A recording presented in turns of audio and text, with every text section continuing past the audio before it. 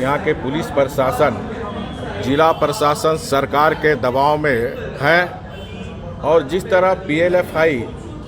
Terror funding भी, जैसा कि आप सब समाचार पत्र मीडिया के द्वारा ही जानकारी हुई कि सहारनपुर से भी लोग यहाँ आए थे, तो ऐसे मामलों टेरर फंडिंग के मामले में एएनआई की जांच की आवश्यकता है। राज्य सरकार सही मामले में इस राज्य में सांप्रदायिक शांति माहौल चाहती है, और पीएलएफआई के पॉलिटिकल विंग एसडीपीआई जो हमारी सरकार में हमने बैंड कर दिया था, इस सरकार के आने के बाद जितनी राष्ट्र विरोधी शक्तियाँ, उसका मनोबल बढ़ा हुआ, और ये राष्ट्र की सुरक्षा के लिए खतरा है। इसलिए मुख्यमंत्री आता रहता जाता रहता, सत्ता आती रहती जाती रहती,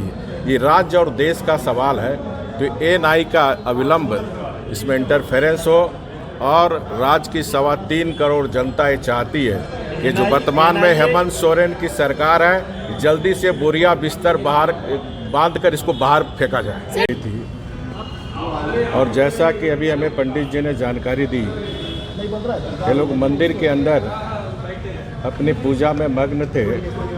और इस मंदिर को चारों ओर से उपद्रवियों लोग ने घेर कर पत्थर बरसाने का काम किया, हमारे पुजारियों को मारने का काम किया। ये किसी भी ढंग से माफ़ नहीं किया जा सकता, अक्षम्य है। लेकिन जो वर्तमान में झारखंड में हेमंत सोरेन की सरकार है, और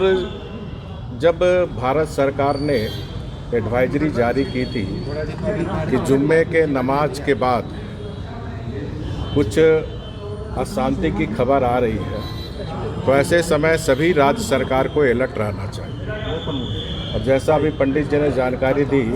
कि पुलिस की संख्या बहुत ही कम थी, ये सरकार इतनी लापरवाह थी,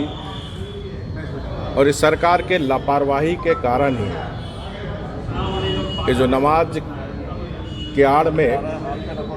जो कुछ उपद्रवी तत्व इस झारखंड की आपसी भाईचारा सौहार्द वातावरण को खराब कर झारखंड को रांची में आग लगाने का षड्यंत्र था, जिसमें सरकार विफल रही। और इस सांप्रदायिक शक्तियों के कारण ही हमारे 2 बच्चे की मृत्यु हुई, हमारे पुलिस के जवान भी घायल हुए, और आम जन की काफ़ी क्षति हुई। और ये सरकार आज भी चेती नहीं है। जिस प्रकार महामहिम राज्यपाल जो राज्य के संवैधानिक प्रमुख होते हैं, उन्होंने पुलिस प्रशासन को आदेश दिया था,